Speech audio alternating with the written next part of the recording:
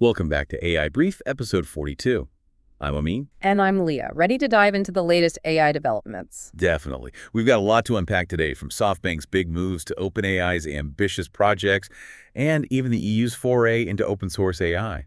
Sounds like a packed agenda. Let's get started. Let's jump right in with SoftBank. They're making a splash in the AI world with a massive investment in OpenAI, a whopping $3 billion annually. $3 billion a year.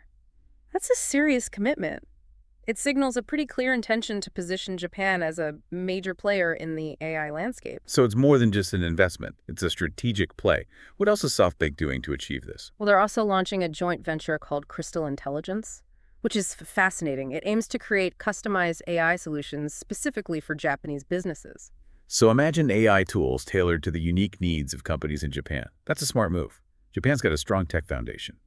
Do you think they could emerge as a serious competitor to the US and China in AI?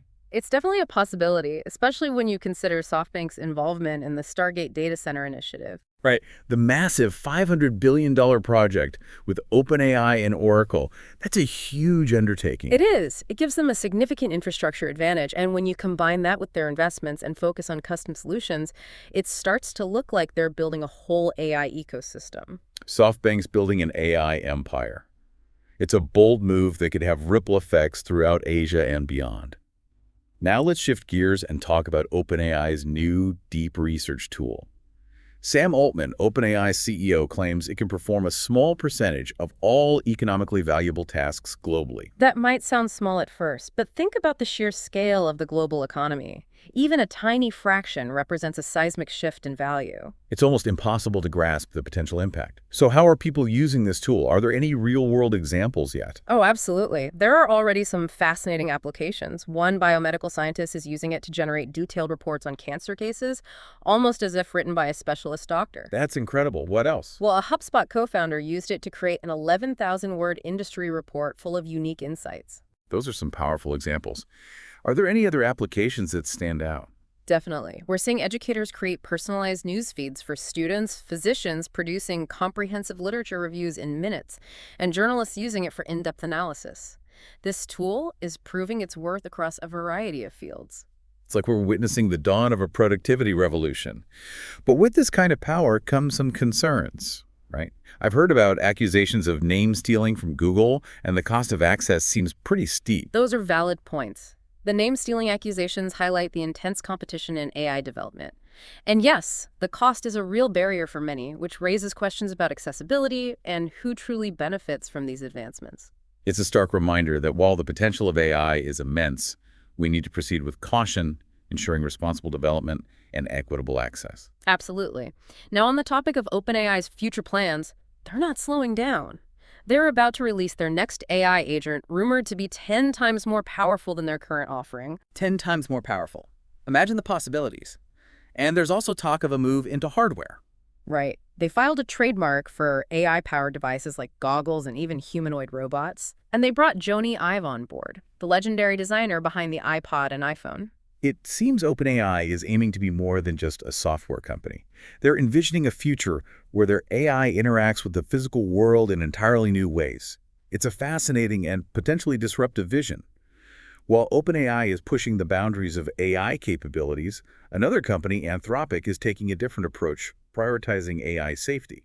They just introduced a novel AI safety system called constitutional classifiers. It's a really intriguing approach. They're essentially using AI to generate training data to catch what they call jailbreak attempts. Jailbreak attempts. What does that mean in the context of AI? Imagine someone trying to trick an AI system into bypassing its safety protocols. It's like hacking into a computer system. But for AI, Anthropic's system is designed to detect and prevent these attempts. So it's AI fighting rogue AI. It's like a digital immune system. Exactly. And their testing shows some remarkable results. They were able to block over 95% of advanced jailbreak attempts, compared to just 14% for their unprotected model, Claude. They even had bug bounty hunters spending over 3,000 hours trying to crack it with no success. Wow, those are some impressive stats. It's clear that Anthropic is seriously committed to AI safety. And they're not keeping their findings under wraps either. They're opening the system up to public testing. It's a bold move. It could lead to valuable feedback and improvements, but it also carries some inherent risks. True. Who knows what vulnerabilities might be exposed when you open it up to the world? It's a calculated risk, but one that could ultimately make AI safer for everyone. Now let's turn our attention to the European Union. They're making their own move in the AI race with a significant investment in open source AI. Right. They've committed $56 million to develop OpenURLM, a large language model designed to work with all 30 European languages. 56 million. Well, that might seem paltry compared to the billions being invested by giants like OpenAI. The EU's initiative is significant for a different reason. They're placing a strong emphasis on open access and European values. Exactly. It's a clear contrast to the more closed approach of companies like OpenAI. It's a philosophical battle as much as a technological one. The EU is championing transparency and collaboration, while others are more focused on proprietary solutions and control. It raises a crucial question about the future of AI development. Will it be dominated by a few powerful players, or will we see a more diverse and open ecosystem? It's a question worth pondering, and it brings us to Fern Labs, a startup founded by 3 former Palantir employees. They're challenging the AI giants with a collaborative approach focusing on teaching AI agents to work together. So instead of building massive monolithic AI systems, they're creating networks of smaller AI agents that can collaborate and learn from each other. That's a fascinating approach. It is, and they've already developed tools that allow multiple AI agents to independently browse the web and even build a workspace manager from scratch. All of this on just $5 million in pre-seed funding. 5 million. That's a stark contrast to the massive investments we've seen from companies like SoftBank. It's a David and Goliath story in the AI world. It certainly is. Will their collaborative approach be enough to compete with the established players? Only time will tell. Now let's move on to some rapid-fire highlights from the past week. Let's do it, starting with the ARC prize. They found OpenAI's new O3 mini model to be a significant improvement over their previous model. It's not only more powerful, but also cheaper to run. And speaking of cost-effective solutions, Meta just published their Frontier AI framework, an open-source development platform with a strong focus on mitigating risks. So they're emphasizing responsible AI development while making their technology accessible to a wider audience. It's great to see. And in a surprising twist, the Beatles just won a Grammy for a song enhanced with AI. Wait, the Beatles? Yeah. How is that even possible? They use noise reduction algorithms to clean up an old John Lennon demo. It's proof that AI can even breathe new life into classic art. That's amazing. What else is happening in the world of music and AI? Well, OpenAI is continuing to expand ChatGPT's reach with global integration into WhatsApp. Now you can upload images and send voice messages just by texting a specific number. So it's like having a personal AI assistant right in your messaging app. That's convenient. Definitely. Now, this next one is truly innovative. Researchers in the UK have developed self-healing asphalt using AI. Self-healing asphalt. That sounds like something straight out of a sci-fi movie. I know, right? Imagine the potential for infrastructure maintenance potholes could become a thing of the past. That would save countries millions in repair costs. What a remarkable application of AI. And speaking of impact, Microsoft is forming a new unit dedicated to studying the societal implications of AI. They'll be focusing on areas like health and work, exploring how AI will shape our lives in the coming years. It's encouraging to see companies acknowledging the importance of understanding AI's broader impact. We need more of that. Now, before we move on, I have to mention Perplexity's new feature. They've integrated OpenAI's O3 mini model into their search engine, giving it more advanced reasoning capabilities. That's a game changer for online research. It's like having a research assistant who can understand the nuances of your queries and provide more relevant results. That's pretty impressive.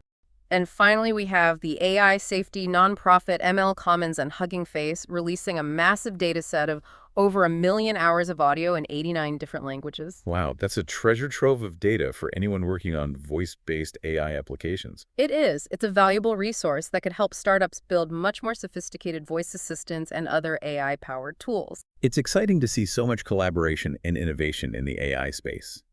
We've covered a lot of ground today, from strategic investments and groundbreaking research to innovative applications and open source initiatives. It's clear that the AI landscape is evolving at an incredible pace, and we're just getting started. The pace of AI advancement is incredible. It seems like every week there's a new breakthrough or discovery. It's definitely a thrilling time to be following this field. Now let's dive into some of the cutting-edge AI tools and applications that are pushing the boundaries of what's possible. Let's kick things off with OpenAI's Deep Research, a new feature for ChatGPT Pro that's really changing the research game. It's like having a super-powered research assistant at your fingertips. Can you tell us a bit more about how it actually works? Sure, you basically give it a prompt and it goes out and scours the web, pulling information from tons of sources. Then it synthesizes all that data into a really comprehensive report with citations and everything. It saves you hours and hours of manually searching through results and compiling information. So researchers, analysts, journalists, they can all save a ton of time and effort. That's pretty incredible. Yeah. Now, is there an alternative out there for people who don't have ChatGPT Pro? There is. There's an open source project called Open Deep Research that has a lot of similar functionality. It might not be as polished as OpenAI's version, but it's a great option for people who prefer open source software. It's wonderful to see those alternatives emerging, making these tools accessible to a wider audience. Now let's move on to CodeV. You mentioned that it lets users build full-stack applications just using natural language. So you're saying someone with no coding experience could create an app. Exactly. You tell CodeV what you want, like, I want an app that tracks expenses, and it generates the code for you. You can even customize the design using a drag-and-drop interface. It's pretty amazing. It really empowers anyone with an idea to bring it to life. That's a game changer. For sales professionals looking to up their lead generation game, there's Seamless.ai. Tell us more about that. Seamless. AI gives you access to this huge database of over 1.3 billion decision makers at companies, along with their contact info and buying intent data. It's like having a direct line to your target audience. No more cold calling and endless searching for leads. That's super valuable for sales teams. What about startups who need help with marketing? Is there a tool for them? Absolutely. There's Founder Pal, which is an AI-powered marketing assistant specifically for startups. It analyzes marketing strategies, automates tasks, optimizes websites, and generates content ideas. It's like having a virtual marketing guru on your team. That's a fantastic resource for early-stage companies. And last but not least, we have Stella, the AI-powered task automation tool. What can it do? Stella can handle all those little things that take up your time, like managing meeting invites, sending emails, setting reminders, taking notes, and even creating to-do lists. It frees you up to focus on the more important things. Wow. We've covered so much ground today, from revolutionary research tools and productivity-boosting workspaces to AI-powered marketing assistants and task automation. Thanks for joining us on this AI journey.